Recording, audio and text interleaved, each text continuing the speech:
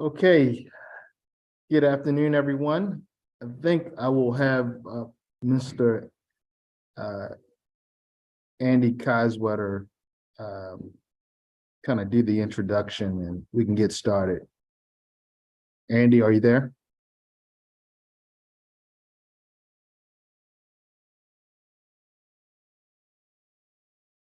Are you there, Andy?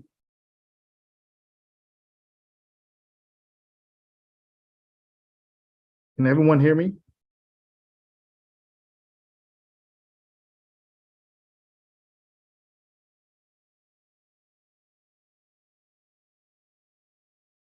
Okay, I have my speaker up. Andy, can you hear me? I should be able to hear you now.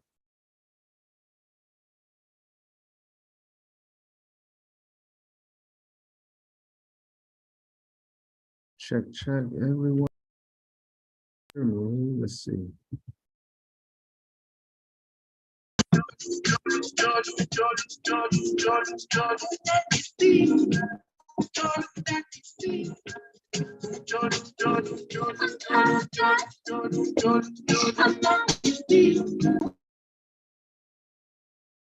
All right. Just remind everyone to make sure your microphones are muted. Make sure your microphones are muted. Andy, are you there? Are you with us? Okay, he might be away. Let's go ahead and get started. It's 5:02. I don't want to waste anyone's time. I look forward to having a very concise and succinct conversation around. Please make sure your microphones are muted, everyone. Please mute your microphones.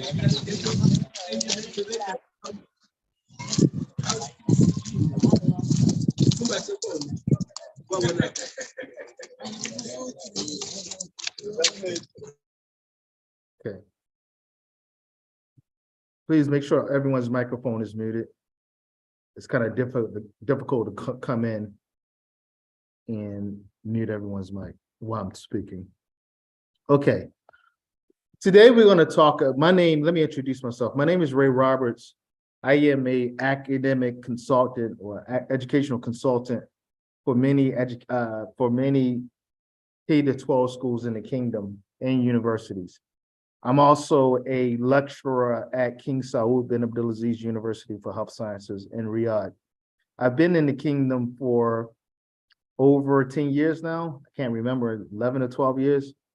And I have assisted hundreds of people to come into the kingdom to work. And I've worked hand in hand with many South African candidates to get them to come into Saudi Arabia and work. So today what we're going to talk about is some opportunities in both Saudi Arabia and in America, teaching opportunities. We're going to first talk about Saudi Arabia first. All right. We're going to first talk about Saudi Arabia. There are, as you know, the school year is about to begin in August the 20th. I think most schools are back into session. Some schools may start a week or so afterwards. But August 20th is when the Ministry of Education has slated for all the schools or all the schools under the Ministry of Education to return back to session. And many of those schools are going to be looking for teachers, and they're currently looking for teachers now. Now, let me say this and be clear about this. Most of the schools are looking for kindergarten and elementary teachers, okay? Most of them are looking for kindergarten and elementary teachers. Why? Because they are the most difficult teachers to find in the kingdom. Why? Most international schools or most school, even national schools, they are relying on their early childhood programs and kindergarten programs to be feeders for their elementary and intermediate programs. And if they're relying on elementary and early childhood to be feeders, that means they want really good teachers. They want teachers that's going to actually satisfy the parents' wants, needs, and expectations. Okay, so there's a emphasis in ensuring that the early childhood program is full of good teachers, qualified teachers. Now let's talk about qualifications. Ideally what most schools are looking for is someone who has both a teaching license from their home country, and ideally they're looking for teaching licenses from a country where English is the first language or the national language. Secondly, they're looking for people who have a good temperament to work with young folks. So how do you ensure that? They're looking for people who have worked with young folks in the past. So even though you might be an 8th grade teacher or a 10th grade teacher and excellent, most schools are looking for someone who has experience in primary and early childhood and kindergarten grades. I think you guys call it the foundational phase. Okay, so these will be the candidates who will be looked at first. These will be the candidates who will be looked at first. Now, there will be opportunities for, and all these candidates, by the way, are female.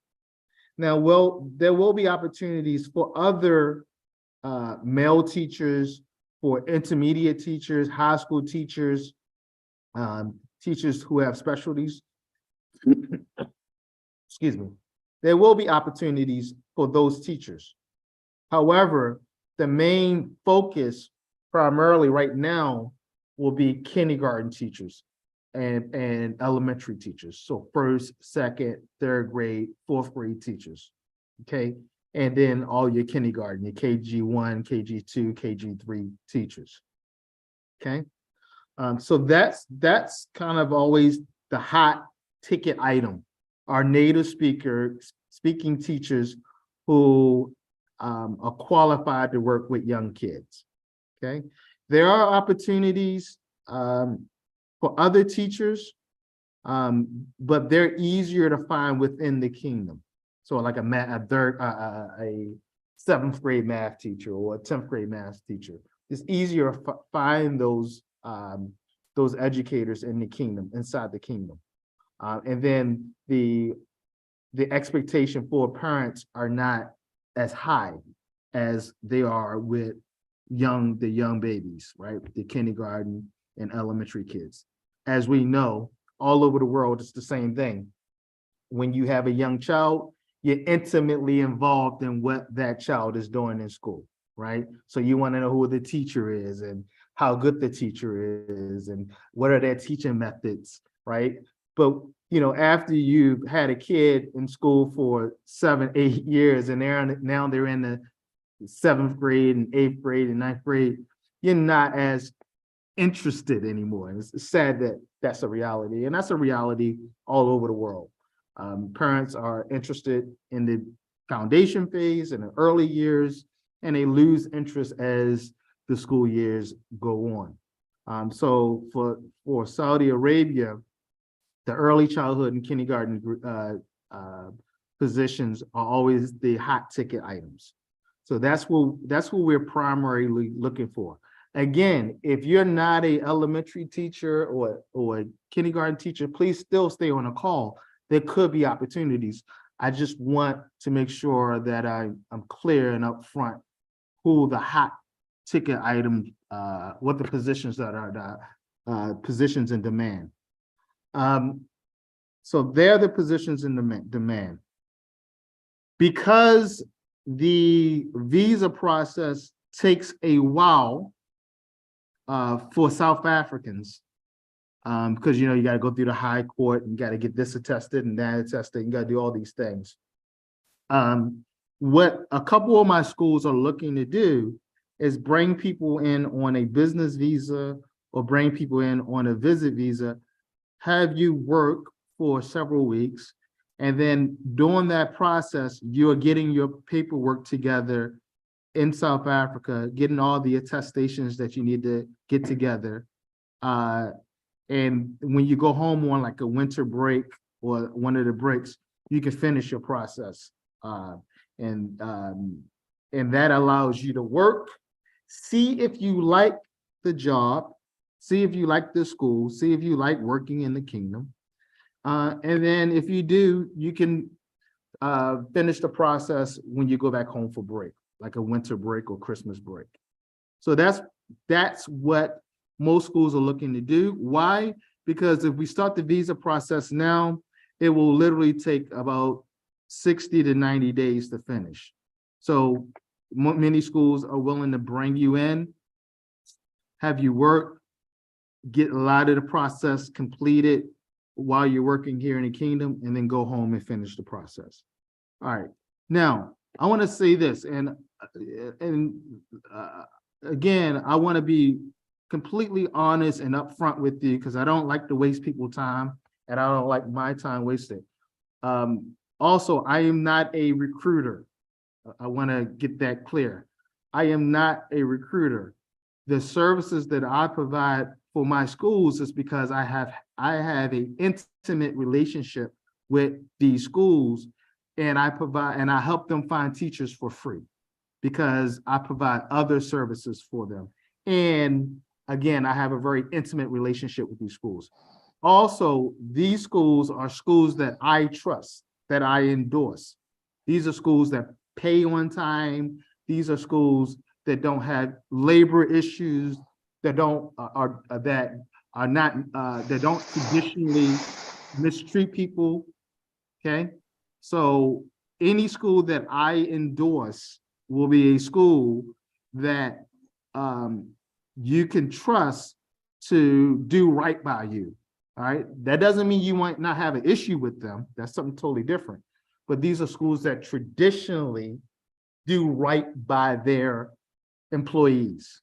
All right, there are some schools who are known for not doing right by their employees, and I will never endorse a school like that if I know they're that way. And I know the schools in Riyadh very well, the schools in Dammam very well. Okay, I want to say that since the beginning of teaching abroad, that started way back after World War II, teaching abroad has always been, please listen to me, hear me clearly. Teaching abroad has always been a single person opportunity. There's always been a position and an opportunity well suited for single people. Okay, now married people teach abroad, of course. People with children teach abroad. All right, some have the opportunity to bring their children, to bring their families to the place in which you're teaching. Okay, but always keep in mind that's not an ideal situation. Okay, it's not an ideal situation, especially under the current climate, where schools all around the world are cutting costs, cutting salaries, cutting benefits. Okay, so the candidate that is most appealing will always be the single candidate. Again, if you're married and you have children, that you don't have to leave the call. Okay, you don't have to leave the call. You just need to understand that you're not going to be the ideal candidate unless you're willing to work without your family, right? Now, there will be schools that will say you can bring your family. I would highly suggest that somebody who's been doing this for over 10 years, that you spend a couple months alone first to make sure, number one, that it's economically feasible for you to bring your family. Okay? Because one of the things that you will have to consider, please mute your microphone, please. If your microphone is not muted, please mute it, please. One of the things that you would have to consider is, what is your spouse going to do all day while you're at work? What are they going to do? Is it financially feasible to have a family in the kingdom or wherever you are? If you decide to go to China, or if you decide to go to wherever you decide to go, will it be financially feasible? What is the cost of living? Will the school help pay for fees? How many children will the school allow you to bring for free? Do you have to pay any of the tuition? How much is food cost? How much is transportation cost? Will my spouse be able to work? These are things that you have to consider, and that I see continuously. People come here with their families, and then, the spouse doesn't have anything to do, or they're not making enough money with this, with their entire family, because now they need a bigger accommodation, and they can't use the company accommodation, because the company accommodation is only for singles, and it's challenge after challenge after challenge. So I highly advise, number one, this is a very good opportunity for single folks, young single folks, middle-aged single folks, older single folks. It's a great opportunity for single people in general. However, if you have a family, I would highly suggest that you talk about this and think about this. Saudi Arabia, if you talk to somebody who worked in Saudi Arabia 10 years ago, it was a totally different Saudi Arabia. Even 5 years ago, okay? 5 years ago, I would never have to say what I just said, right? 5 years ago, I would never have to say what I just said, because Saudi Arabia cost of living was low, very family friendly. Saudi Arabia is still family friendly, don't get me wrong. However, the cost of living has increased. Now there's something called dependent fees, or dependent tax. So you have to pay a tax on the dependents that are with you here in the kingdom. It wasn't like that 5 years ago. It wasn't like that 10 years ago. So now it's very expensive to have your family with you, because you have to pay a dependence tax, okay? And that alone makes it a very expensive proposition in transaction. If you have 2 kids and a spouse, and each one is, I forgot what it is, it's a couple hundred riyals a month, that bill gets very high over time. It increases, it accrues over time. So again, if you are looking to bring your family, you want to really consider everything: salary, benefits, cost of living. What does the school provide? How do the school help? If your spouse is an educator, maybe both of you can work at the same schools. Most schools in Saudi Arabia, in the Middle East, they love it when both spouses are teachers, because both can now teach.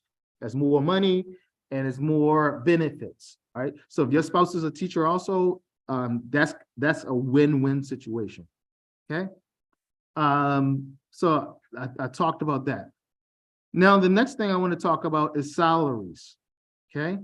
Now, the salaries all around the world have dipped. Again, I'm going to be completely honest with you. They have dipped all throughout the world. The only place the salaries really haven't dipped is probably the United States. But salaries traditionally in the teaching abroad industry have dipped. They're not what they used to be, okay? However, for many nationalities, the salaries that Saudi Arabia is offering is still worthwhile. So it's still attractive to many people. Okay. Now, as a South African, you should not accept a South African who has credentials, who's credentialed teacher, should never accept any salary below 8,000 reals.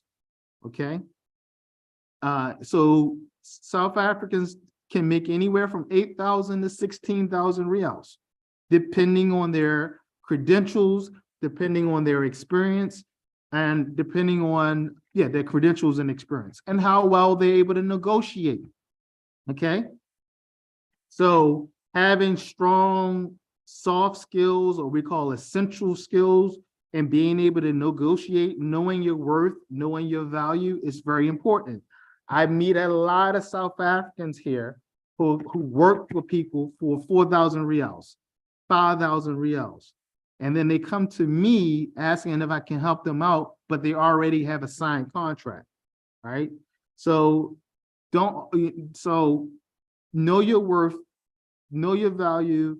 If you have 10 years experience, if you have a license, if you have a teaching degree, education degree, and the credentials from the South African government, you have a big value in the kingdom. Okay, so get paid what you are worth. Okay, so enough about that. Let's talk about credentials. What we're really looking for in a highly qualified candidate is someone who has credentials through the South African government. I believe it's SACE, right? S-A-C-E. Not a PGCE. Okay, PGCE is not a teaching credential that we will consider someone as highly qualified. We're looking for somebody who has a 4-year degree in education and has an actual teaching license through their government, not PGCE. Okay. Also, programs like TESOL and CELTA, great programs. I offer TESOL. I love TESOL. I'm a master TESOL trainer. However, they're not as valuable as they used to be. CELTA, TESOL, Trinity, all those teaching certificates, I highly recommend doing them, but understand they don't replace a teaching license. Okay, a TESOL, a CELTA, a PGCE does not replace a teaching license. Okay, all right. So hope we got that down.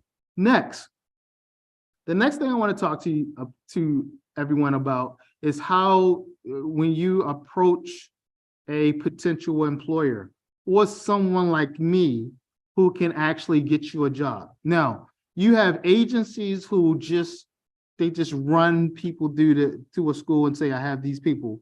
And then the school wants to interview them and so on and so forth. And then you have people like me, consultants, who, if you come through me, you're going to get hired.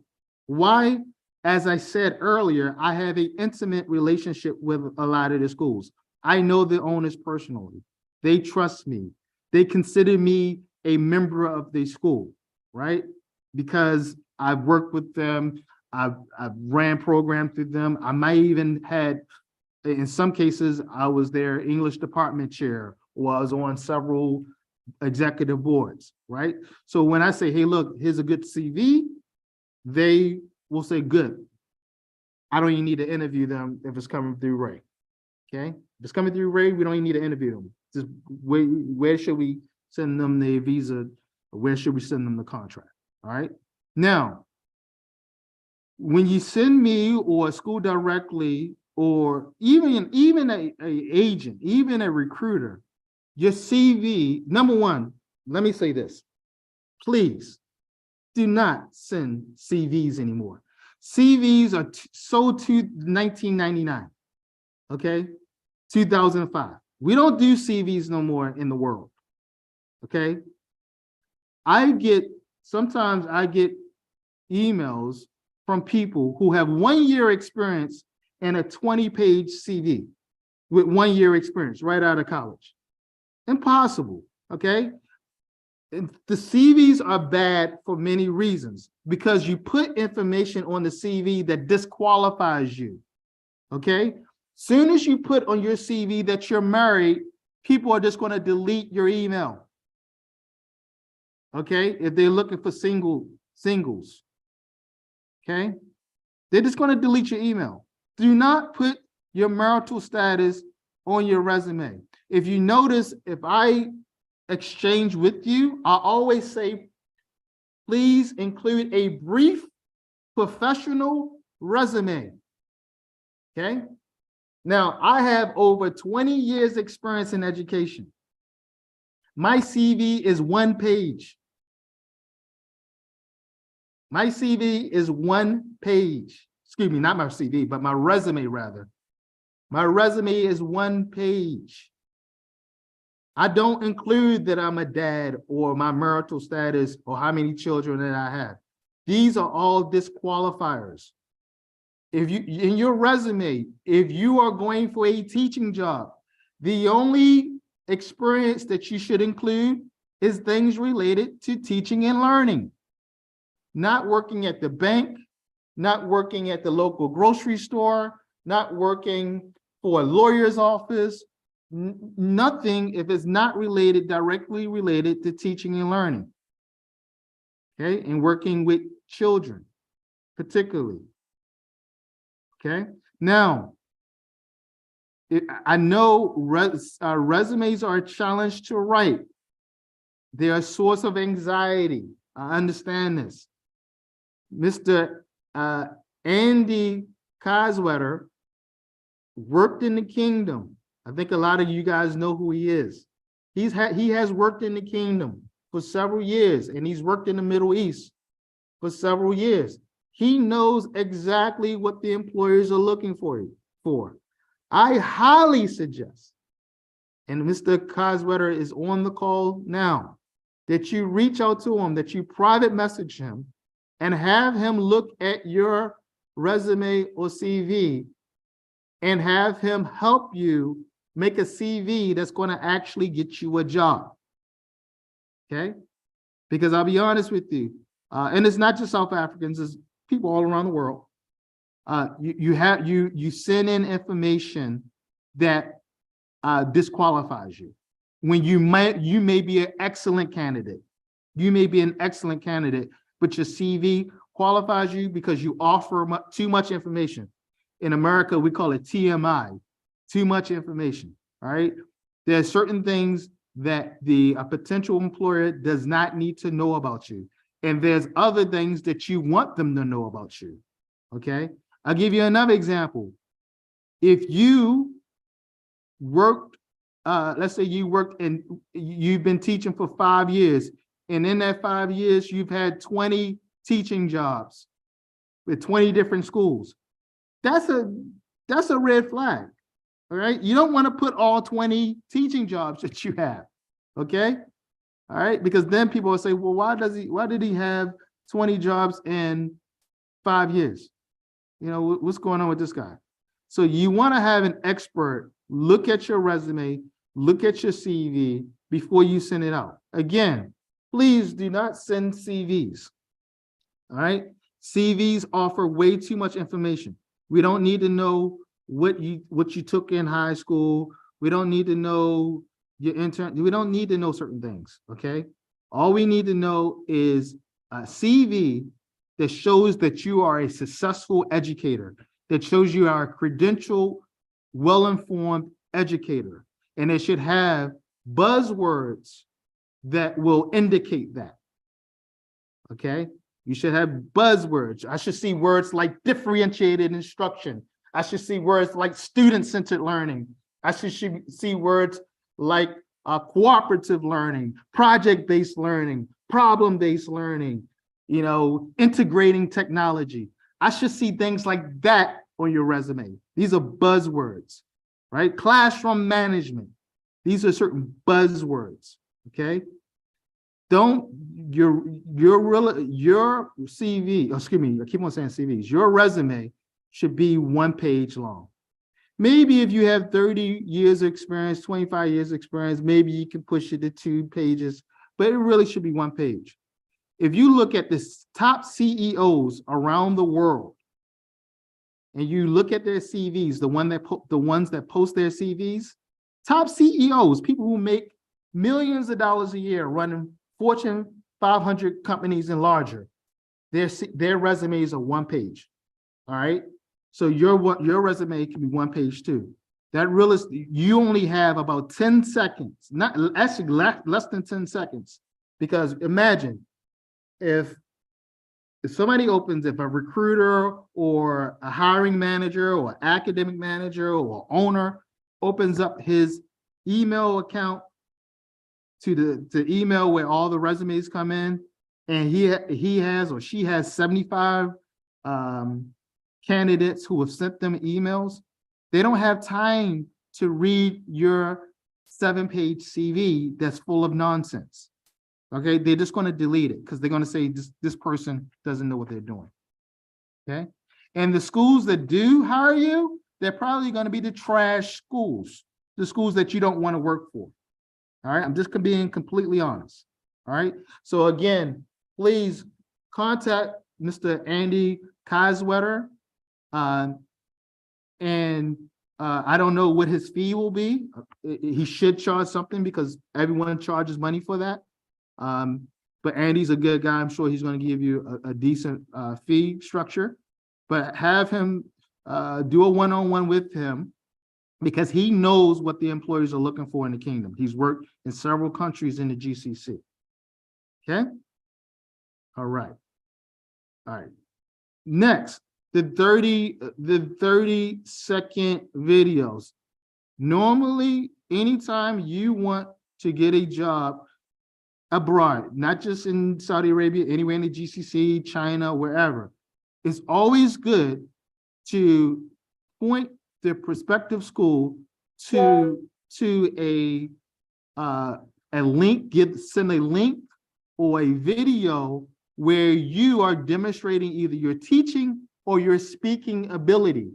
Remember, at the end of the day, most of the schools that we work for, they're businesses first. They need to get parents. They need to get enrollments.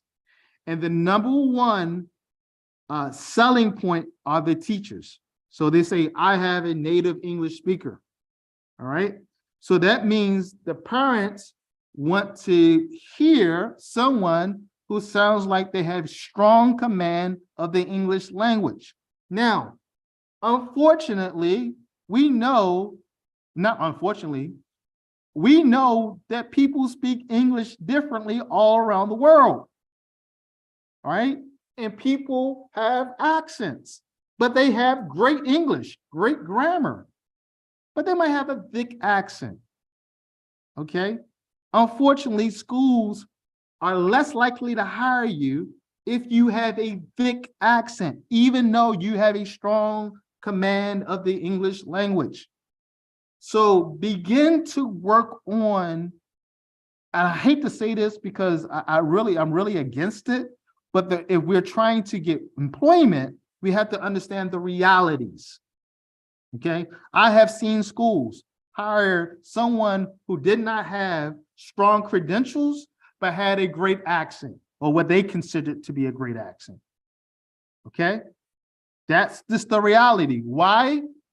They're going to say, Dr. Ray, the reason why I hired this person is because this person is a better representative of my school for me, because the parents are going to look at this person and say, wow, I like the way their English sounds. It sucks. It's not cool, but it's a reality. So again, I want you guys to reach out to Mr. Kiesewetter, and maybe he can help you work on improving your delivery. All right. Maybe he can work on helping you improve your delivery, because again, I get some really energetic people who look like they'll be great teachers. And for me, you can work for me anytime. But for other people who may not be as open-minded as I am, they might say, yeah, they have great credentials and great this. However, their accent may be a little too thick. And the good thing about it is just being mindful of your accent, you can actually improve your accent and make it more so it's clearer to understand. I come from Northeast part of America. I come from a city called Baltimore. I have an accent.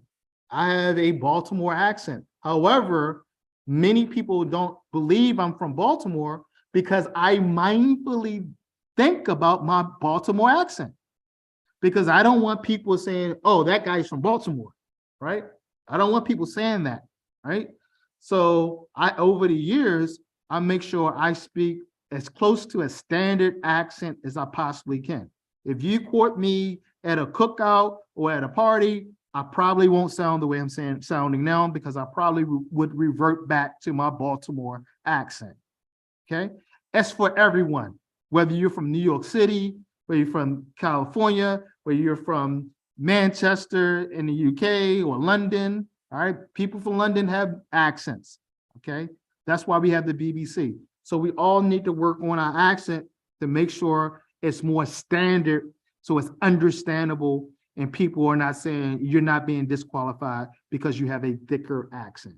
All right, let's move on from that. Now, what I would like everyone to do is, after you have talked to Mr. Coswetter, Andy, I want you, if you're interested, I want you to send me a 30-second video introducing yourself. All right, and it just needs to be 30 seconds, very concise, very succinct. Hello, my name is Dr. Ray Roberts, and I have been teaching for over 25 years.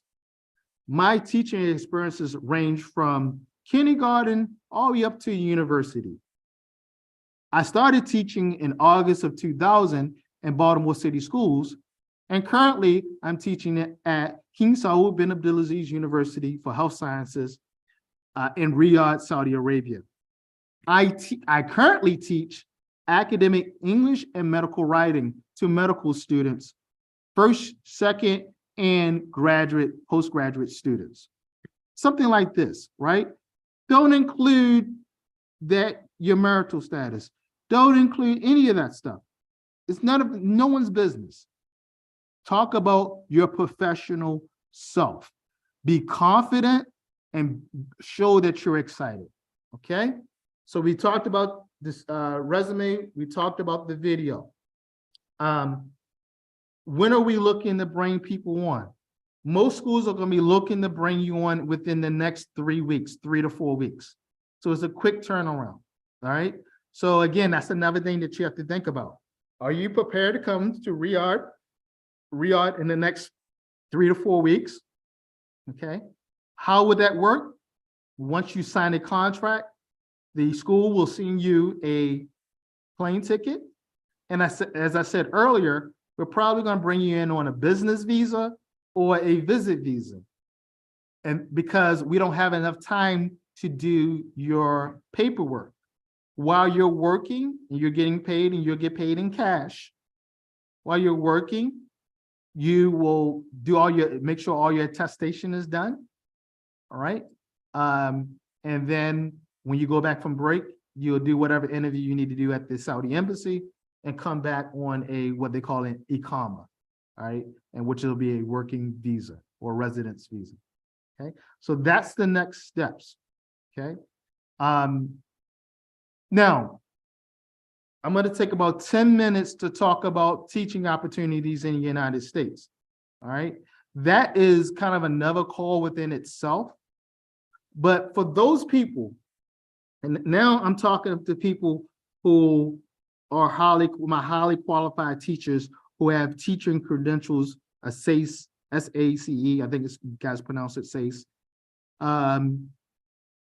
If you have a SACE and you have an education degree, if you do not have a SACE, let me say this, but you have a degree like in biology or English or education or mathematics, one of a core subject, but you don't have a license, but you have a math degree, a biology degree, a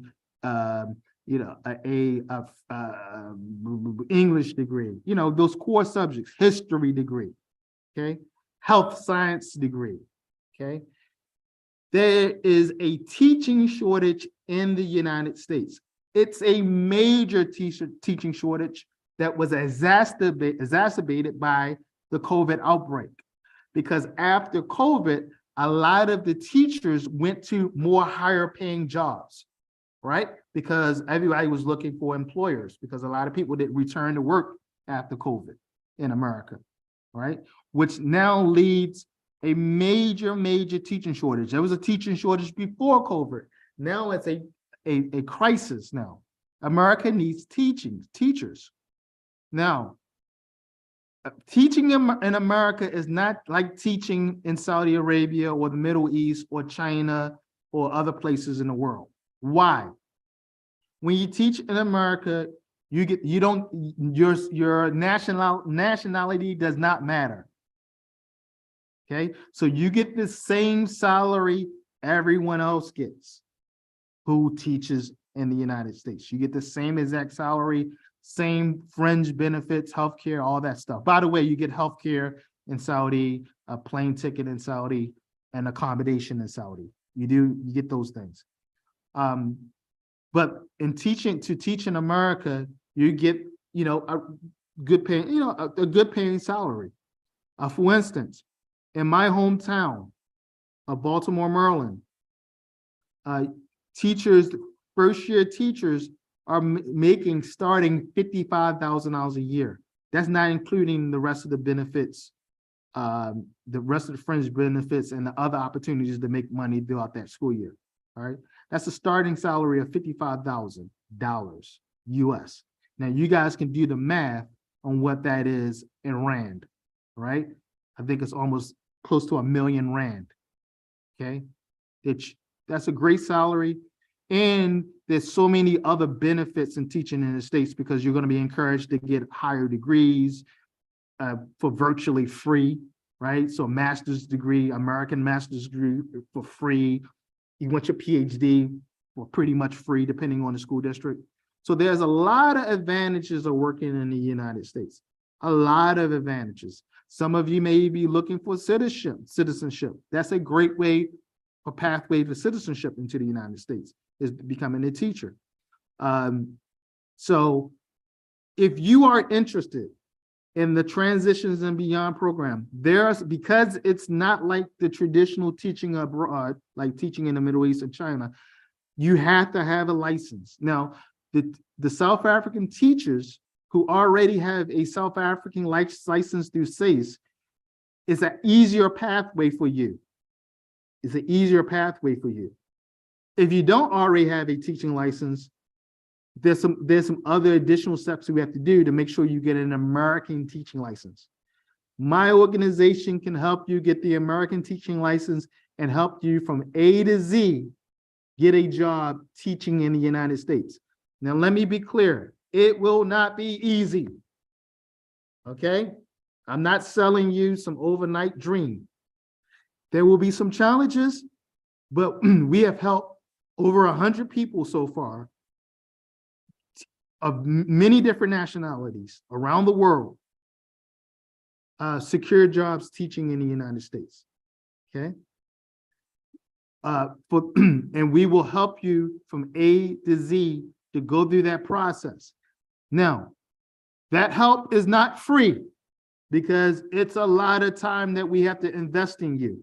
However, it is well worth it when you think about the salary and the benefits that you will gain from teaching in the United States. It is well worth it, because again, you're not treated like you would be treated if you taught in the Middle East or China or these other places, okay? If you are interested in the teaching abroad program, I need you to WhatsApp me. Let's see, on this chat. I'm going to chat. Oh, come on. For some apparent reason, I got some dumb. Okay. I'm gonna chat my WhatsApp number now.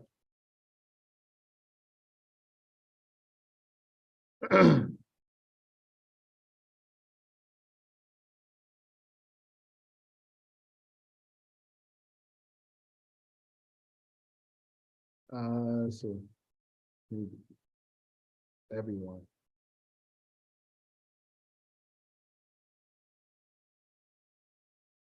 Okay, for some kind of reason, I want to chat to everyone.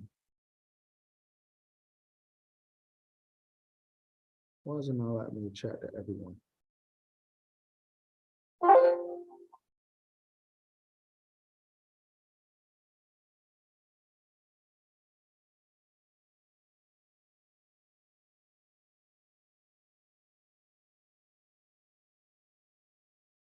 Okay.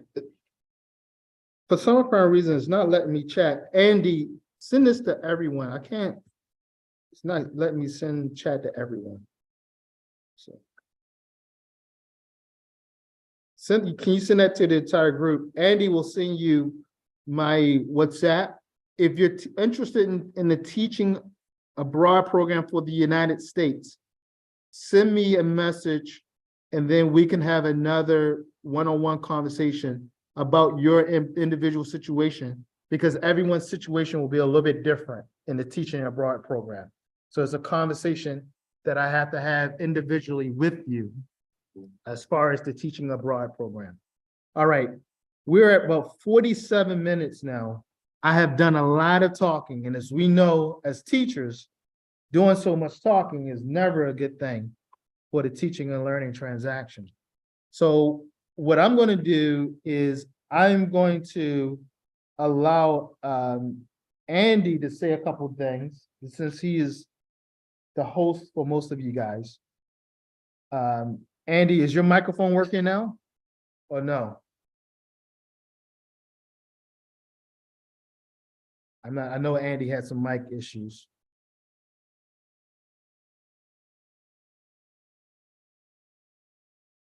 Okay, I'm not sure what the situation is.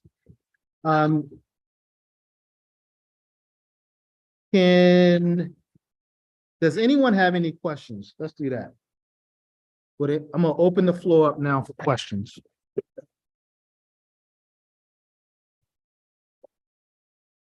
Does anyone have any questions?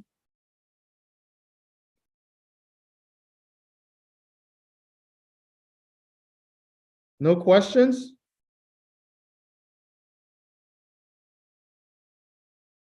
Can you guys hear me? Any questions? I said a lot. I have said a lot. Okay, I think that's Miss Sanders, Maud Sanders. You can unmute yourself.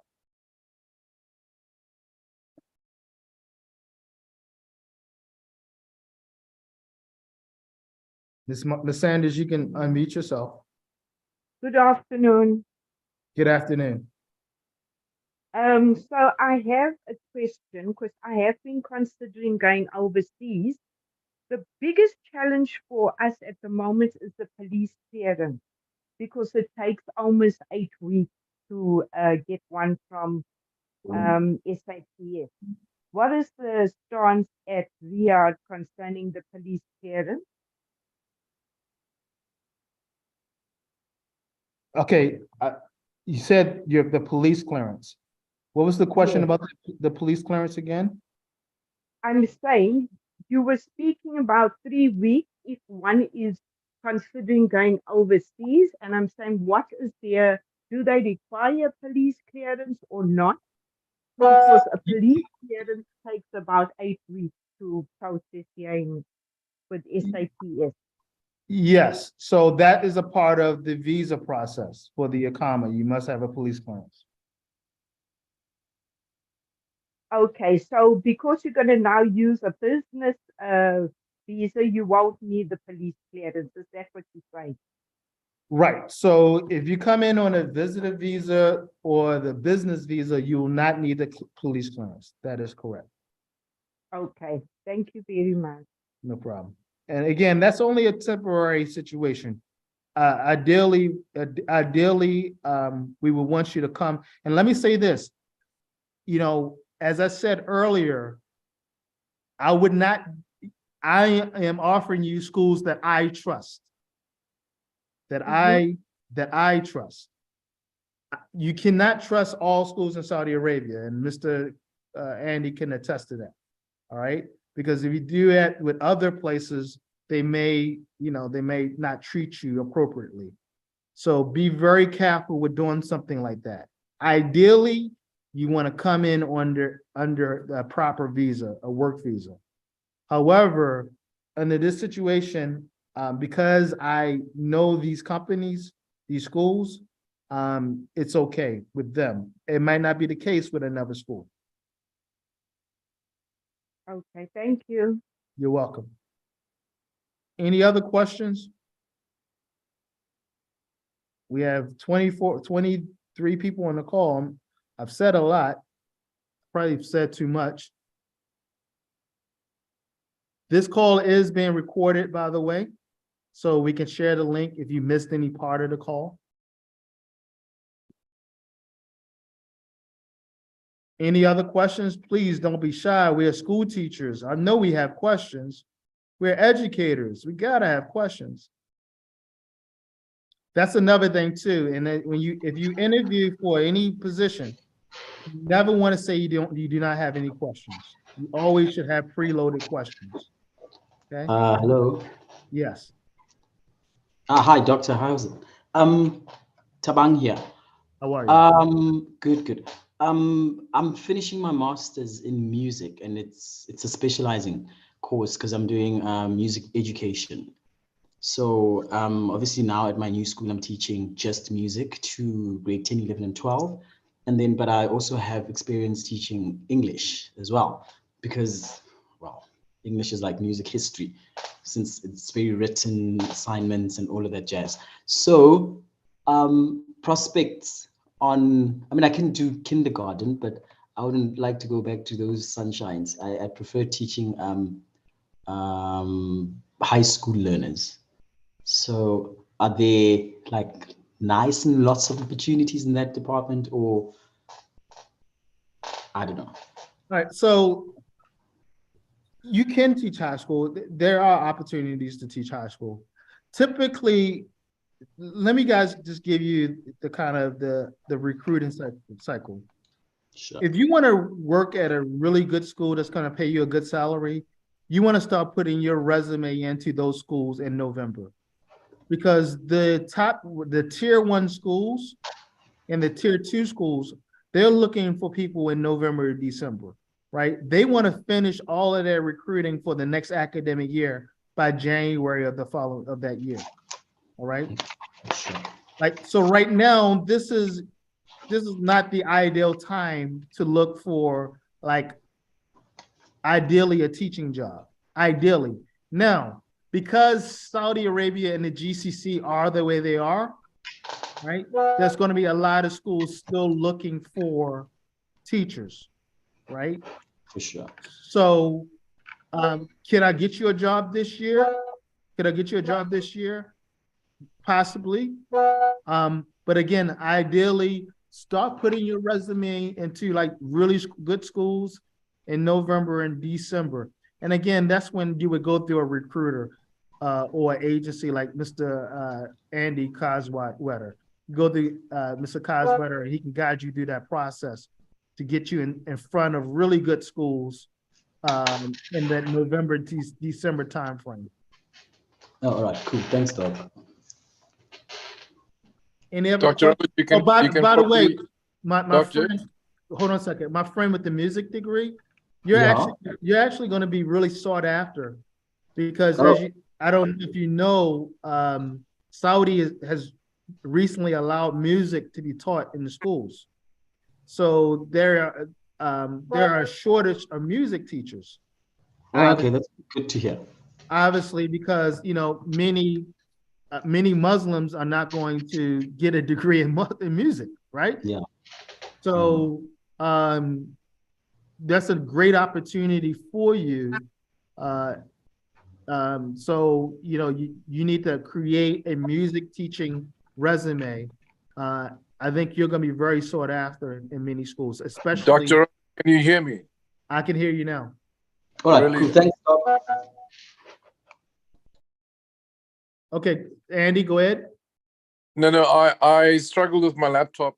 It fell the other day and it damaged. I think it dislocated or dismembered the microphone. So I could hear everything you said, but I could not speak and engage. Sure. Just on that last point, I mean, you mentioned earlier in your presentation, Doctor, that 5 years ago, 10 years ago. Now, certainly I was there 5 years ago. And just on the last point about the music, I agree with you 100%. I was actually hauled to a disciplinary meeting with the principal of the one school because I used the song "The Wheels of the Bus Go Round and Round" to a kindergarten class.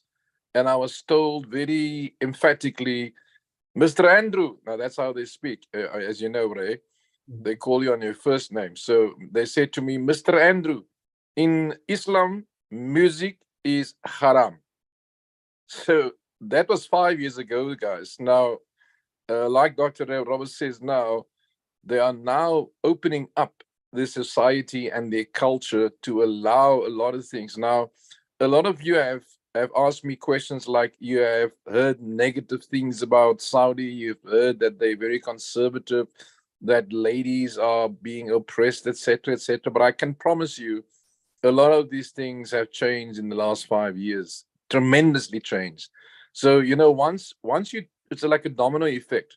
Once you tip the one domino, it has a knock-on effect with all the other values that they used to hold dear and that they used to be used almost in an oppressing manner, or that seemed oppressive, at least to the one who experienced it.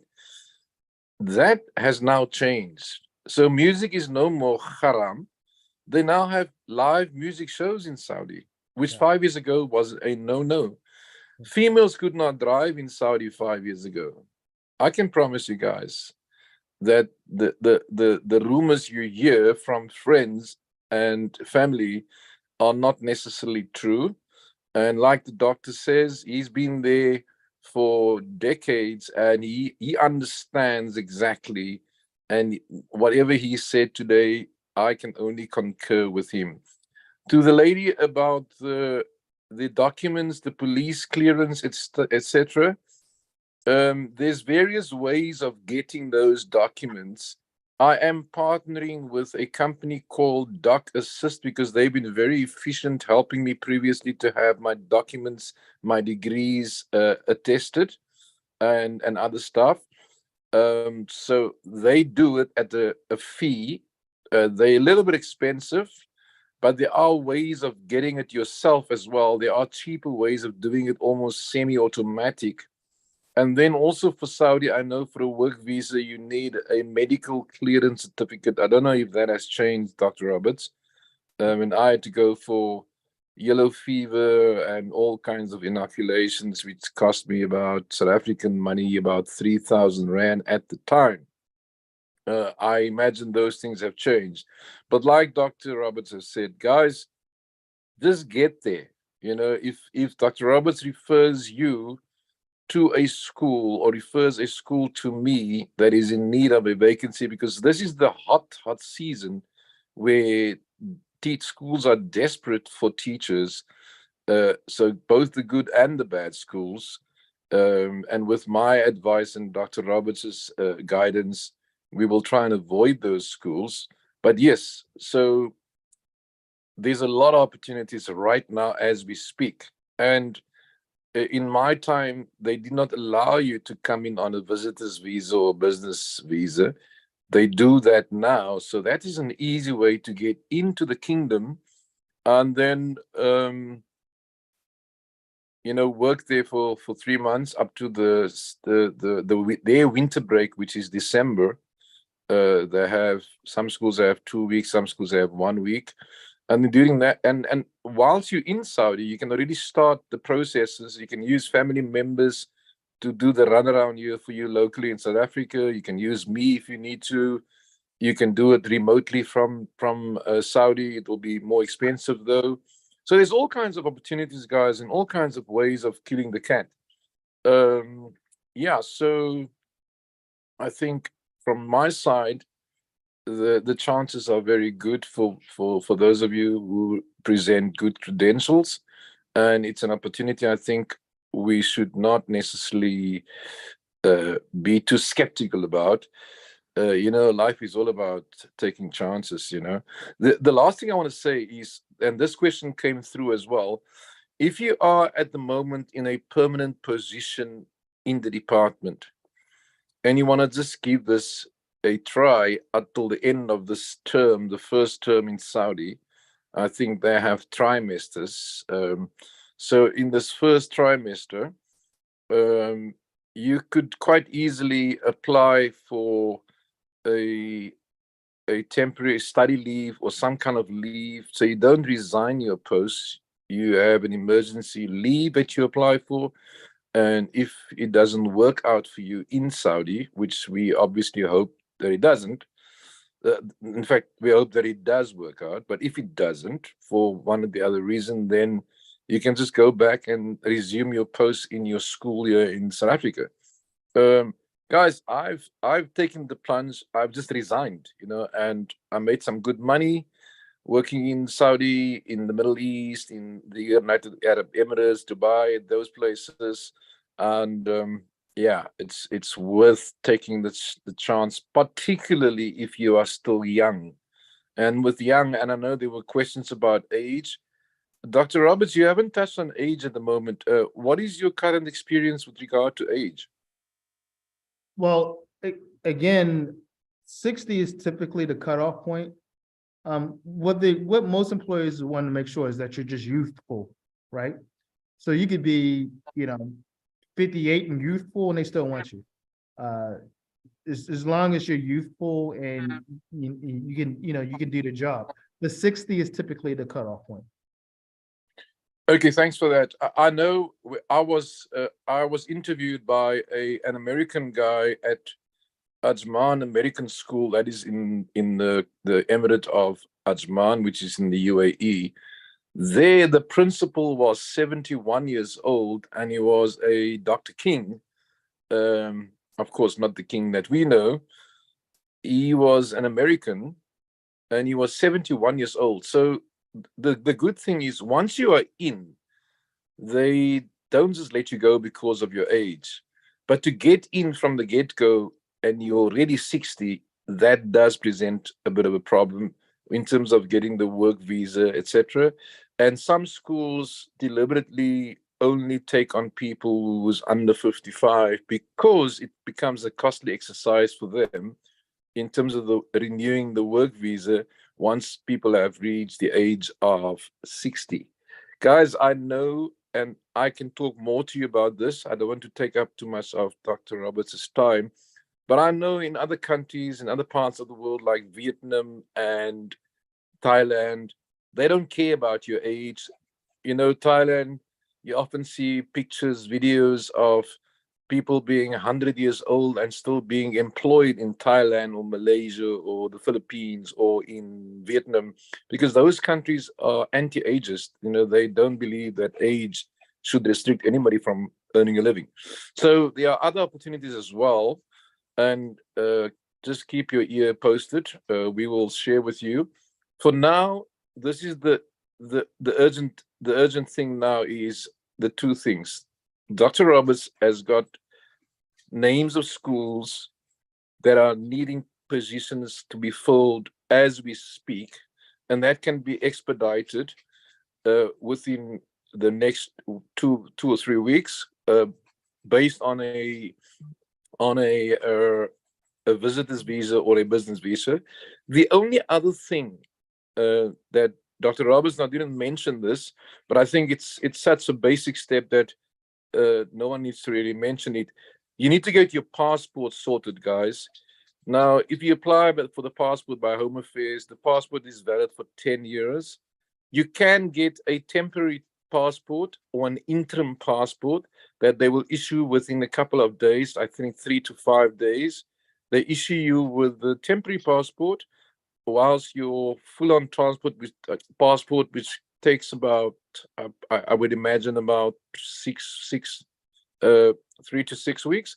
That is for the full passport. I don't know if things have gotten better in the last few years, but yeah, so that's a scenario. You can get an emergency passport to travel.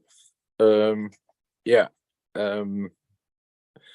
So at that point, and what Dr. Robert mentioned, I will share with you more details about the video recording, the resume. Like Dr. Robert said, it has to be succinct and speak to the challenge ahead and speak to the relevancy and not waffle about your pets and stuff like that. And also the other thing also that I would be able to help you with is the actual interview, because some of these schools will actually call you and do an interview on a Skype call or even a Zoom call, because they want to hear you speak. They want to know that their children will have a model speaker that has a neutral or fairly neutral accent that will not lead their children along the wrong pathway in terms of adopting English as a language, a second language. Anyway, I think, guys, if there are more questions, you're welcome to ask. Dr. Roberts, you probably need to go. It's 5:10. This is your platform, your commercial link. I'm not sure if there are any other questions. Quickly, people. Hi, yes, good Hi. afternoon. Good afternoon. Sorry, I missed, I got in a bit late. I was trying to log in on my end. Just a question with regards to, I don't know if it was covered, please excuse me if it was, with regards to single parents and teenage children. Are these prospects for a single parent with 2 teenagers? The short answer is that, who's speaking? Natasha. Natasha, the short answer is it really depends on the school. Some schools will, because the school may have the accommodation available in their stable, because a lot of the schools invest in accommodation. So if you get there, you get placed into a flat either of your own or a flat shared with someone else, depending on the school's resources. So the school may have resources to accommodate a family, but so it really depends on the school and also how wealthy the school is in terms of covering your flight, and whether it covers the family's flight. I'm not sure about that. That's probably a bit far-fetched. But yeah, so it really depends on the school, Natasha. Yeah, so let me just speak to that real quick. Thanks. Let me speak to that.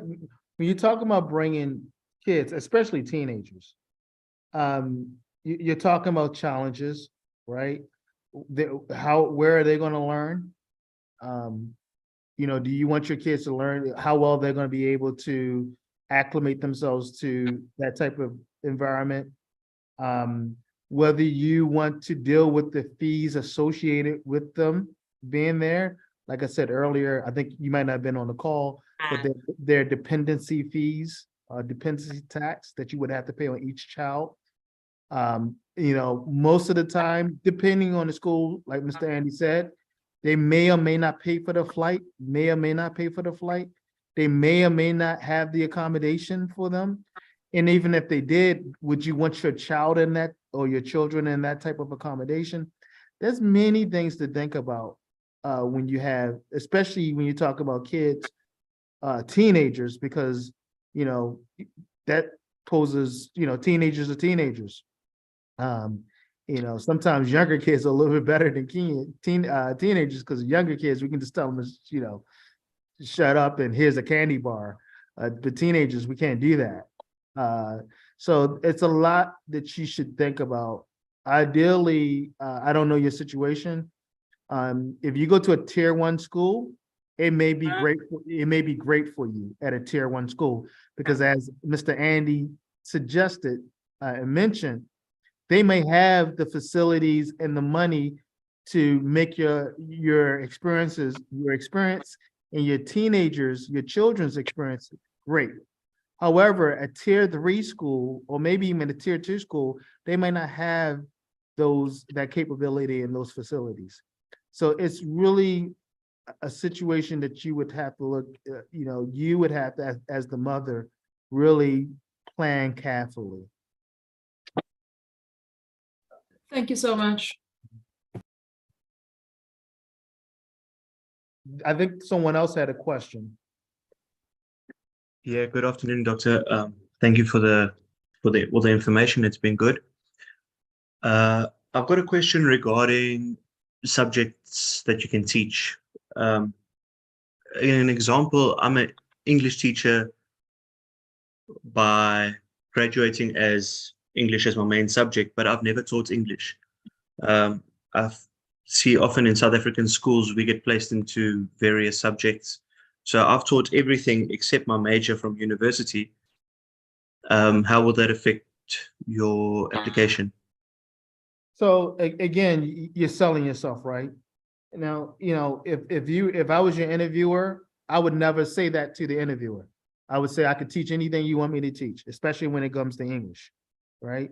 And I have these experiences where I've taught English and other things outside of English. So it's just the way you present your experience.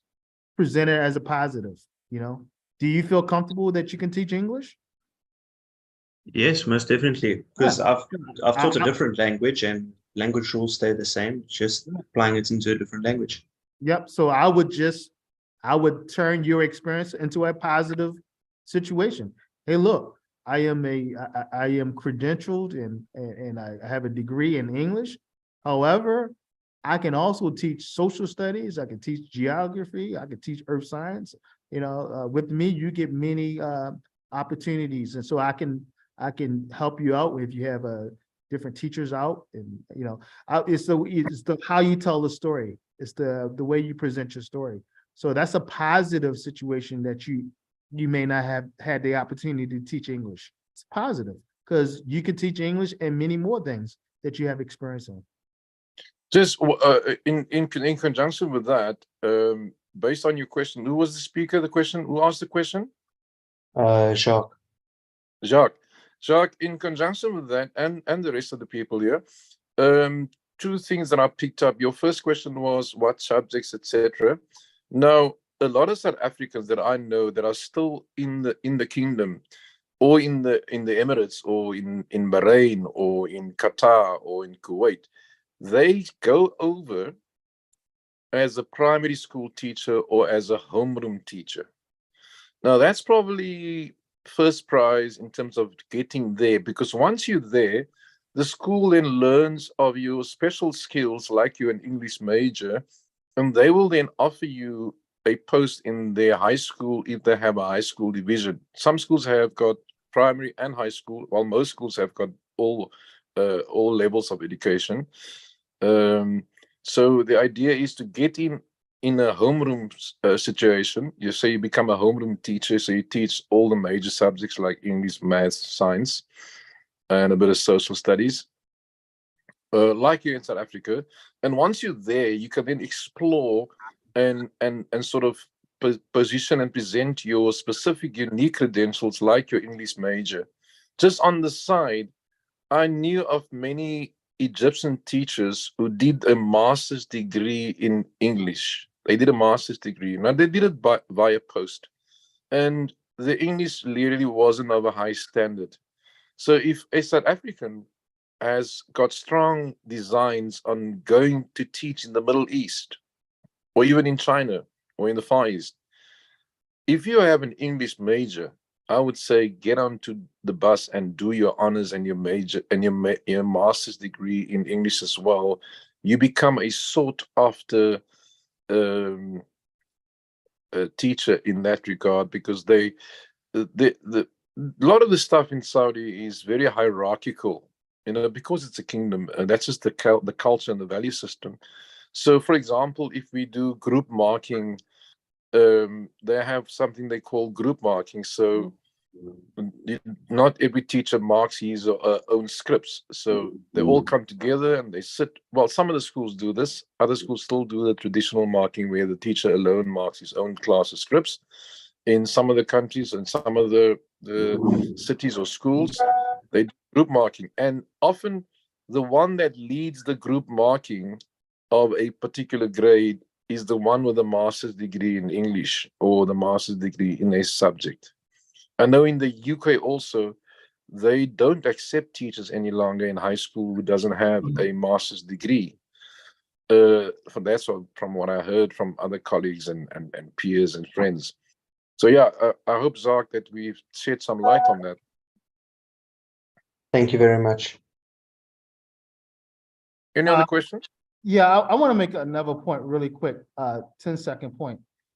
You alluded to something. When you come to Saudi, just because you come under one contract, once you get here, you may find other opportunities, whether they be part-time opportunities or business opportunities or opportunity where you might want to leave after you finish your commitment and work for another company. So that's the kind of the beauty of Saudi Arabia and the Middle East in general, but particularly Saudi Arabia, because everything is changing and they have something called the 2030 vision. So there's a lot of changes what brings an opportunity. And Saudi really needs SMEs. They really need subject matter experts. So you can come here as a 7th grade English teacher, and then 2 years later, a year later, 6 months later, 6 days later, be working for a Prince or be working for a Fortune 500 company in the evening, making more money than you make in your day job. It's all about, number one, those essential skills that I alluded to earlier. How well can you market yourself and communicate your value to people? Because the kingdom wants you here for your expertise. And if you're able to communicate that expertise to people, you'll be surprised of the opportunities you will find yourself in. If you come and just sit in your room all day and watch Netflix, then you're going to get that outcome. But the beauty of Saudi Arabia is if you go out, network, show people and tell people what your skill set is, you'd be surprised where you end up. I have friends who came to the kingdom making 10,000 riyals a month. And, years later, they're working for very, very high people in the government, extremely high people in extremely high people in the government, if you get my drift, making 80,000 riyals a month, 80,000 riyals a month. South Africans, Americans, Brits, Filipinos. It's all about getting here. You have to get here. So the initial kind of job that you're offered, that may not be the only thing that you do. There may be a greater, and there's a great possibility, there's a bigger opportunity that can come your way. And it's very possible in the kingdom. And that's what makes the kingdom extremely attractive from a work perspective. Yeah, you might come in and you might take a salary that you're not extremely happy about, but you get here, you do the work, you meet people, you network, you meet this person, that person say, hey, look, I got a friend who needs this. Hey, I'm gonna pass your WhatsApp number to them, but boom. Next thing you know, you're in an extremely comfortable situation. So get here, see if you can make it work for you. Now, Saudi Arabia, the Middle East, and teaching abroad in general is not for everyone. It's not for everyone. Some people you're going to get here and you're going to say it sucks and you want to go home. You can get homesick. It's not for everyone, right? But for those people who it is for, you can have great opportunities and take advantage of great opportunities. Let me just add also, Doctor, as the doctor alluded to, people, I know of people who went over as a primary school teacher and they ended up doing tutoring on a full-time basis. So during the day, they would do business people, individuals, tutoring in English. And after school hours, they would do tutoring school children from grade 6, grade 4, grade 5, up to grade 12. I remember, just to put a perspective on the 10,000 riyal, if you take any money in Saudi, you can, as a rule of thumb, a quick calculation, you multiply it by 4. So 10,000 riyals would amount to around about 40,000 South African rand. Bear in mind that your transport and your accommodation is almost 99.9% of the time it is covered by the school. So you don't spend any money on transport, you don't spend any money on accommodation. I remember in the last time that I was in Saudi, I had a student who was in grade 12. He needed to sit for the IELTS, the International English Language Testing System. He needed to get a score of 7 in his writing skills, and his father appointed me as his writing tutor, and they paid me 200 riyal per hour plus transport. So whatever I Uber, I also got a refund from them. Now, just take, I mean, you're South African teacher. Where do you hear of a teacher here earning 800 rand per hour? I mean, that's the amount of money I earned from one student alone. And I was inundated with tutoring, a little bit of mathematics, but mostly English tutoring. There is a massive, massive demand for English tutors across Saudi, across all sectors. I did some part-time work for an HR company. I did some translations for them, I did proofreading of HR training material for them. So like the doctor said, there are amazing opportunities once you are there, and nothing stops you from moving from the one school to the next project. I mean, it's a little bit of gymnastics you need to do, a little bit of manipulation, negotiation, etc. But once you're there, I mean, the opportunities just jumps at you. It's there for the taking. And this is across the entire Middle East. Tutoring is big in Saudi because the people, the parents, the families have what they call academic pride. I mean, I get children that ask to be tutored, and they're already scoring 70%, and they want to be tutored because they want to score 90%. That is the pride that the Saudis have in their children's education. So tutoring is massive, massive in Saudi. Like I said, I know of people who they went over as a teacher and started earning so much money in tutoring, and the demand was so great, they ended up leaving the teaching and doing tutoring full-time basis. Guys, the other thing that we didn't speak about, the socialization in Saudi. I mean, if you want to have a bit of fun, I promise you, there are lots of opportunities for fun. Dr. Roberts himself organized an event once that I attended. We had so much fun. It was like being back home in the Western world, So they don't take the stories you hear by the grapevine, don't take them to heart. There are lots of opportunities to have real fun in Saudi. And now, 5 years later, things have eased up so much more that, I mean, in the Middle East, for example, in the Emirates, I'm not promoting alcohol, but I know there are 7 Emirates, and in 5 of the Emirates, they actually have off sales. There's nightclubs and dancing.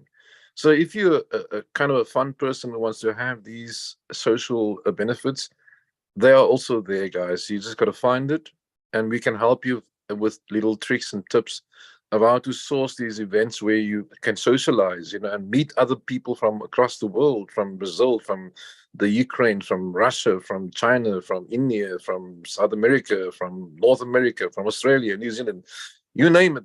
All kinds are, come to Saudi. Saudi is probably the most cosmopolitan country in the world.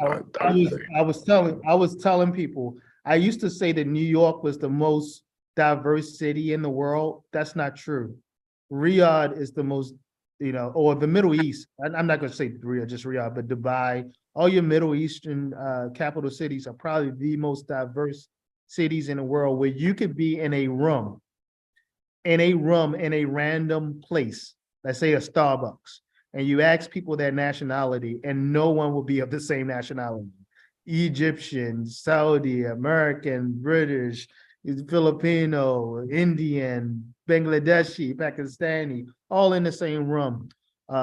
So there's a high level of diversity here. But I also want to say there are a lot of South Africans in Saudi Arabia and in the Middle East in general. A lot of South Africans. So you feel quite at home. There are a lot of, I think the butcher that we go to, I think there's a South African butcher neighborhood.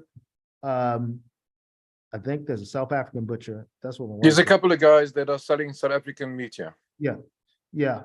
So you will find yourself at home. There's a huge South African community here, especially when it comes to teachers and nurses. Teachers and nurses, South Africans are there's a great presence of South Africans in the medical profession. On Yeah. last count, Ray, there were over 3,000 South African nurses living and working in Saudi. Yep.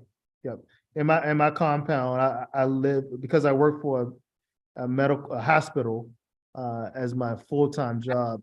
I live on a compound, and the nurses, I think I would say over half the nurses on my compound are from South Africa.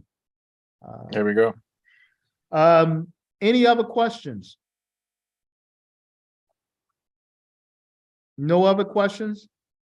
Well, everyone should have Mr. Andy's contact details. Please, I implore you, contact him, have him look at your resume, your CV. Have him help you with that, to give you a winning CV. Have him help you with your 30-minute video. And stay in contact with him. You can stay in contact with me regarding opportunities. We need people now. So don't slide your hand. If you don't have your passport, get your passport. If you do, make sure it doesn't need to be renewed.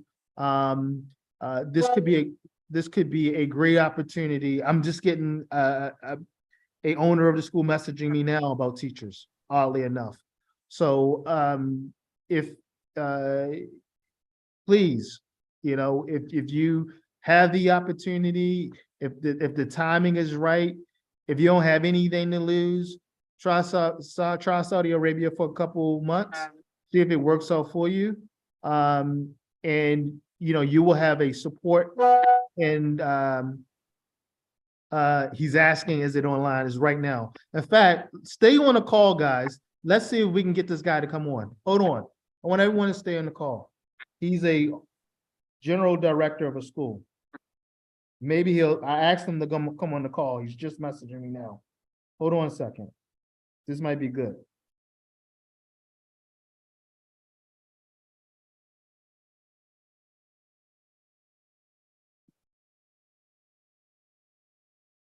Hey, Doc, we're about to end the call. Can you just come on and say hello real quick? Introduce yourself and your school. Just click it online. Just click that link I sent you. We're about to end the call. Come and introduce yourself. We got some qualified teachers from South Africa. Just come and say hello.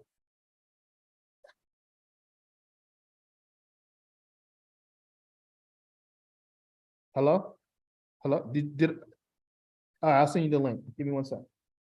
All right. If you want, stay on a call so you can we're not selling you a bunch of nonsense. This is what you call real-time recruitment. Oh,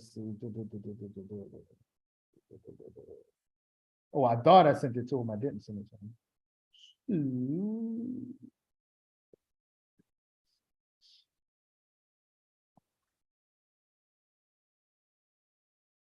All right, let's give him a couple minutes. This way you kind of get it from the horse's mouth. I mean, we are the horses, but this is another horse's mouth. He's an actual, his name is Dr. Ibrahim. He's a general director of a major school system. He used to be the international director for education for the entire kingdom of Saudi Arabia, for Riyadh rather. For the Riyadh area. Was it for the Riyadh? Yes. So he used to be in charge of all the international schools for the government. So Hello, Brother Ray. Hi, how are Oh. you doing? hello, everyone. I want to introduce you to Dr. Ibrahim. Dr. Ibrahim is the general director. I forgot the name of the company. He's the general director of a major educational company in Saudi Arabia. Also, he's the Yes. former director of international education for all of Riyadh. So Yeah, Dr. Ibrahim, Yeah. can you introduce yourself and can you talk to really briefly about what you're looking for in a candidate? Okay, thank you so much for hosting me, and it's really devastating this time. It's 6:30 in Saudi, and we are working late because we need to cover up preparing for the next year. I have been the director for the international and foreign education in Riyadh area, more than 800 schools, international and foreign schools. By international, we mean running an international program like a British or American, Indian, Pakistanis, whatever, the French schools, and foreign, any school that is run by the embassy, owned by the embassy. Now I am the director of education sector of the biggest educational company in Riyadh and Saudi Arabia. They have more than 50,000 students and about 25 campuses all around Riyadh city only. We have been willing to hire so many people from South Africa, especially specialized in language arts and social studies. We are looking for fairly for singles or family teachers whose the father and the mother are teaching, or the husband and wife are teaching. So this will be a goal benefit for us, and we are still hiring. We are in the process of hiring people. We still have like 3, 4, up to 6 vacancies in many other schools around Riyadh. And I believe, when I'm talking about Riyadh, what do I mean? Riyadh is expected to be the capital of Saudi. The life change is extremely regarding socialism, social, financial, everything. Riyadh is getting bigger, and it will be getting bigger in the next few years. It's expecting to grow the number of the schools above 50%, 100% above the number that we have right now. Where the population of Riyadh now is 8.9, it's considered in 7 years to grow up to 15 million as the governmental measures are looking for. This is just in brief. I know it's a heavy information to be run in less than 1 minute, but believe me, the future for now is in Riyadh. When you grow with something that starts growing, you will be bigger as they are getting bigger. And by promoting yourself in the area, you will be more visible and attracting working person in the market of education in Riyadh. And thank you so much for hosting me, Mr. Ray. Thank you, Dr. Ibrahim. Thank you very much. Thanks, Doc. Doctor, So I think Yes. Dr. can a doctor Ibrahim, hear me? yeah, I think Dr. Ibrahim kind of confirmed many things that I told you. I didn't even know.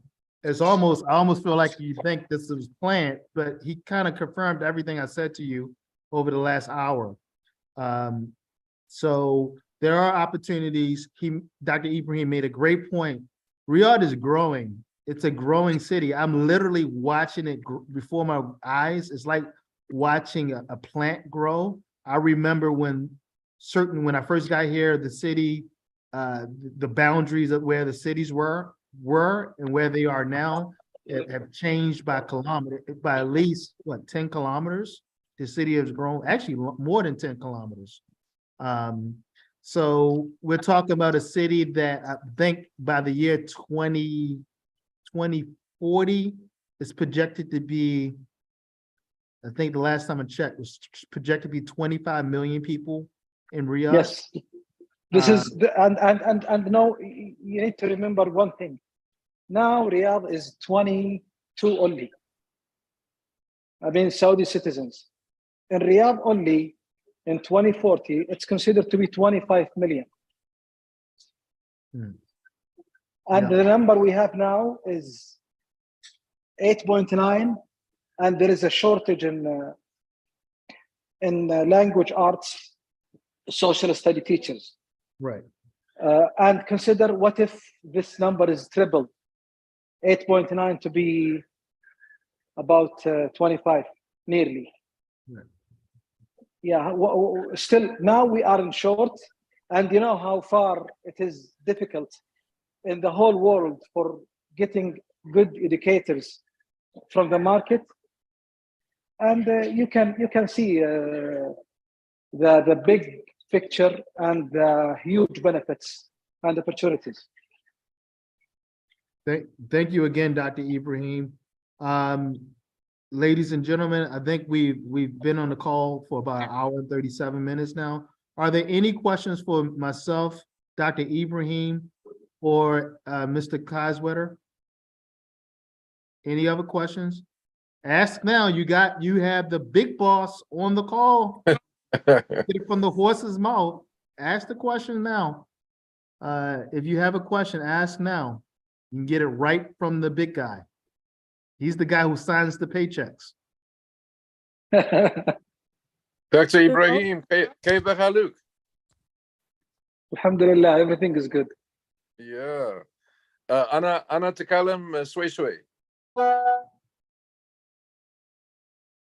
This is very Hi. good.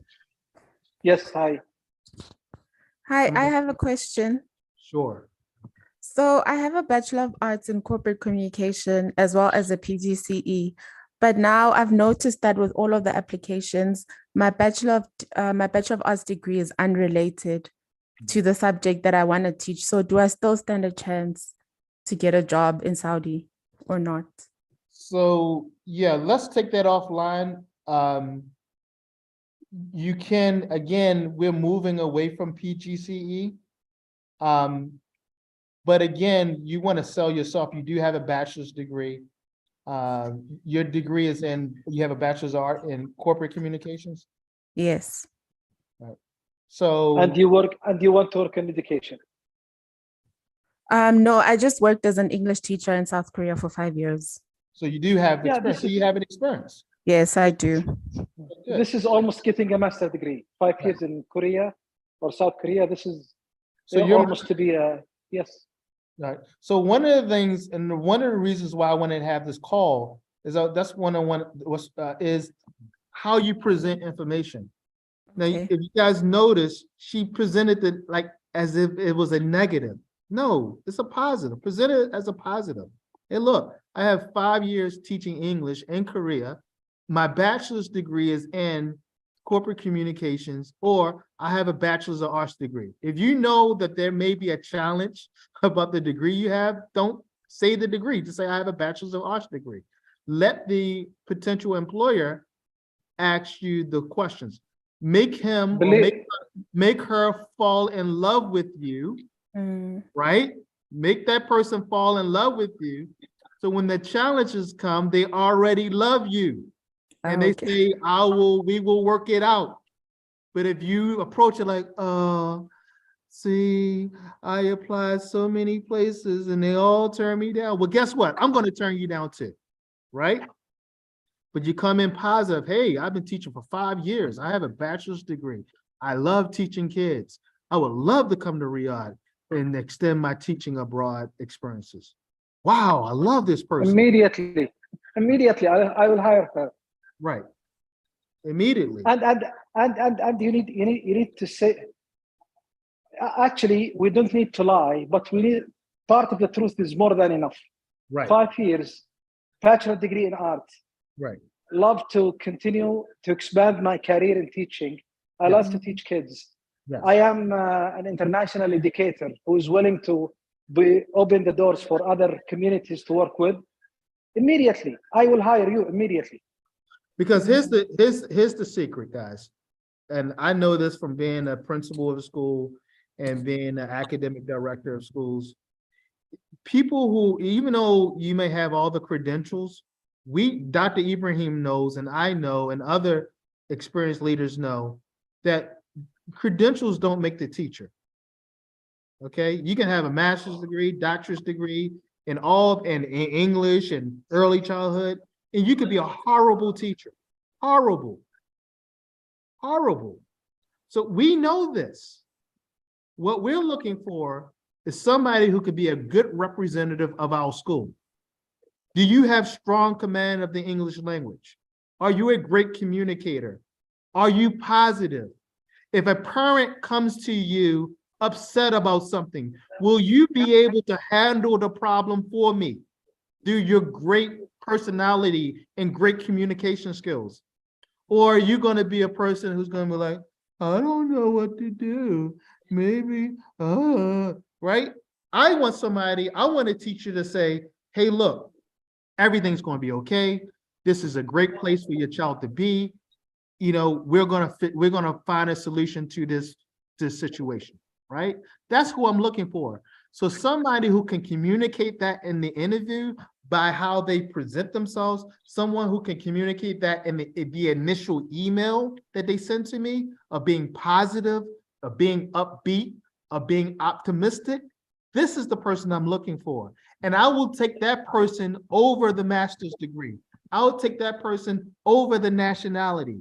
Give me a Pakistani who is a great communicator, but may not have the right degree, but can communicate properly and is optimistic. I'm taking that person over somebody who has a teaching license, over someone who has a master's degree, right? Now, there may be some challenges with the ministry with some degrees, but there's a ways to get around everything if I really like you.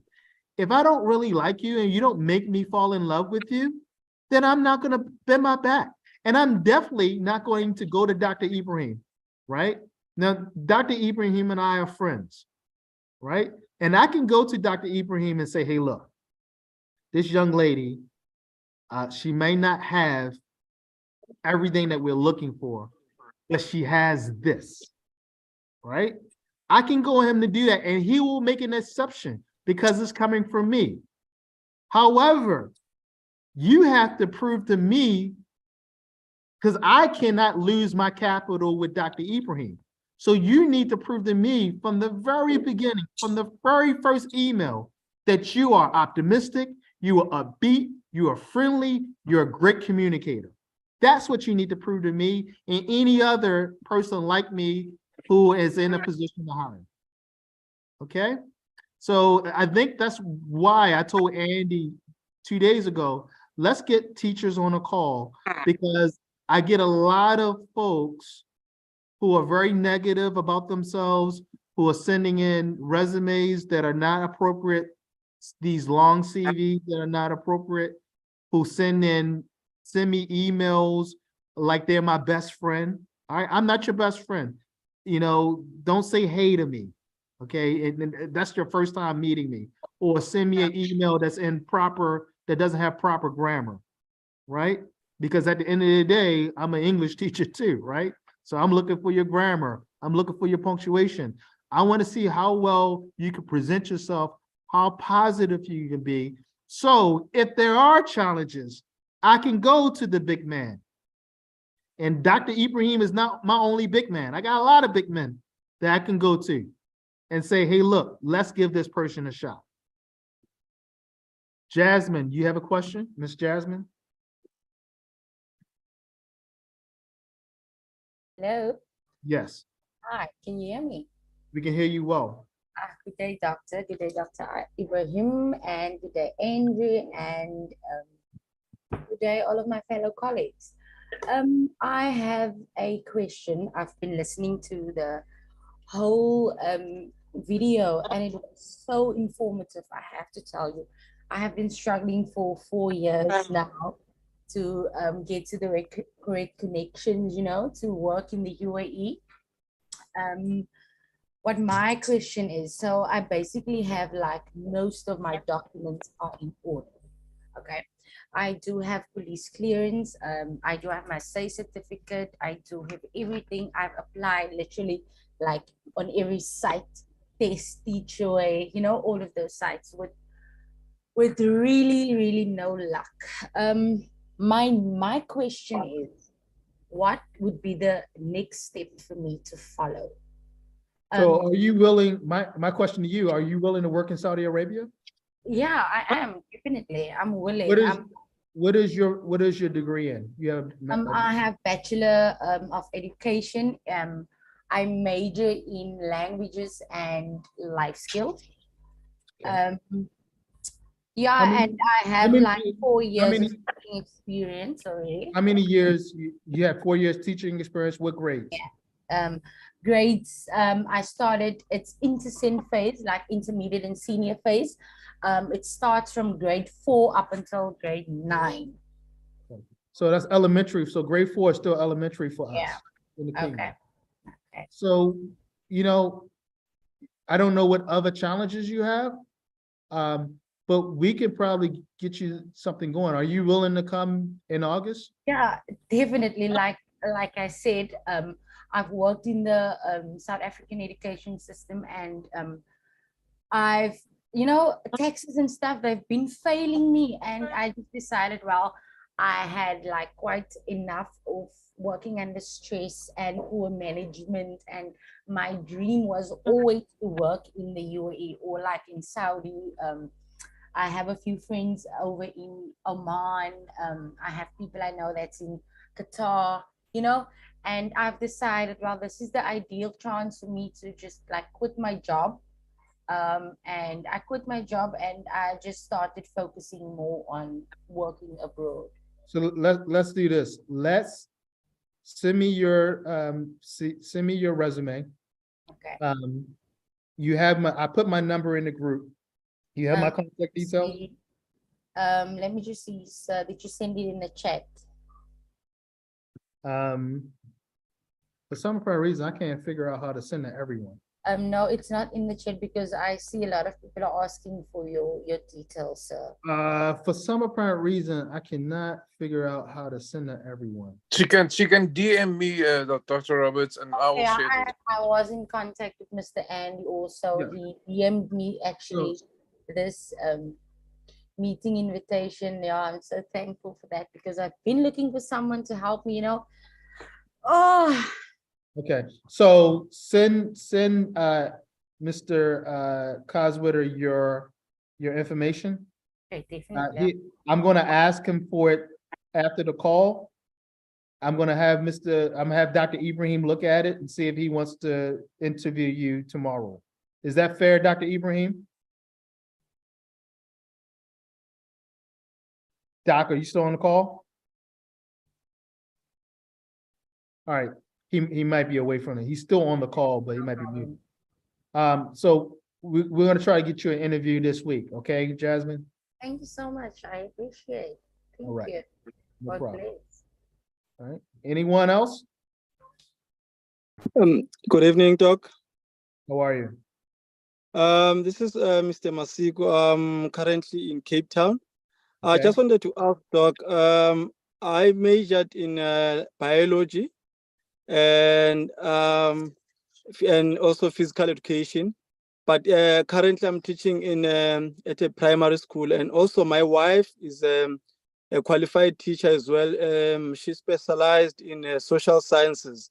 So we'd like to know if that would be possible then to get a job at a primary school, how to go about it, because I spent most of my years in a primary school, so I've got 6 years of teaching experience. Okay, perfect. So as Dr. Ibrahim alluded to earlier, ideally, and I believe I said this earlier also, we want husband and wife teams. So if you and your wife have teaching credentials and experience, that's an ideal situation for us. Okay. So make sure, I'm trying to send everyone my details. It normally says send to everyone, but I can't send chat to everyone. It's fine, Dr. Roberts. They can just share it with me. Okay, I will send it to Andy, your details. And Oh. we definitely want to speak to you and your wife because Yeah, I did. Oh, sorry, Doc. I already sent you my resume yesterday. okay. I have your details. Yeah. Send me another email saying, hey, look, I'm the person, my wife's interested too, that I'm the person you spoke to. My wife's interested also. But I would also encourage you to let Andy, Mr. Coswetter, look at your CV, talk to him to make sure it's a winning CV. Because we want to see winning, we want to see winning CVs. Talk to him first, but make sure I get that, you send me an email also, just to remind me that your wife is a teacher also. Because again, we really like teaching couples. That's a win-win for us. It's a win-win. Thank you, Doc. Thank you, Doc. All right. Any other questions? All right. Andy, you have anything else? No, I'm good for now, Doc. Thank you very much. It was most helpful, and I'm glad you could move many of the obstacles out of the way for now. And I'm particularly happy with the people that found the positivity in this presentation. And yeah, so just thanks a million. I also remind people about the opportunities in the USA, which is all over the news, by the way, that there's a massive shortage of teachers in the USA. And for that, guys, you can contact Dr. Roberts directly in that regard. Yeah. Otherwise, thank you. We'll do a one-on-one because that can get kind of, that's an individual situation. Hi, Yeah. Dr. Roberts. Yes. My name is Jerome, and me and my wife, we are currently a teaching couple. Perfect. My wife has experience of the US as well. She's Perfect. taught in North Carolina, Perfect. where she is currently over 20 years of experience, as well as currently a HOD, head of departments for the junior foundation phase. Perfect. We are going to be contacting you, and we will love to join your team. Just give me a call and let's talk. Let's talk. We are available ASAP. Let's start. I'm a little tired right now because my day is winding down. I had a busy day, but we can talk tomorrow. That'd be great. That'll be awesome. Okay. Anyone else want to introduce themselves? Dr. Roberts, just you're going to share the link with me for the YouTube video? Yes, I can do that. Yep, I can do that now. Because many people, look, we have load shedding power outage in South Africa, and I'm sure many of the people that could still have made it today, probably another 20 or so, were prevented from doing so because of the power outage. So if you just remember to send me the link to the video, the YouTube video of this particular meeting, and I'll be happy to share it with other colleagues as well. Otherwise, my load shedding starts in 5 minutes time. At 6 o'clock, my power will go out. Okay. So God bless. Thank you very much to everybody that attended. Guys, you got my email address. You got my Facebook profile. So you have got two ways of contacting me and to take the conversation further and deeper. And just also, if I must be an intermediary between you and Dr. Roberts or Dr. Ibrahim, I will happily do so. Otherwise, thank you all. Good afternoon from me. Dr. Roberts, you have the last word. Thank you all. We look forward to talking to you in the very near future. Bye-bye all. Bye.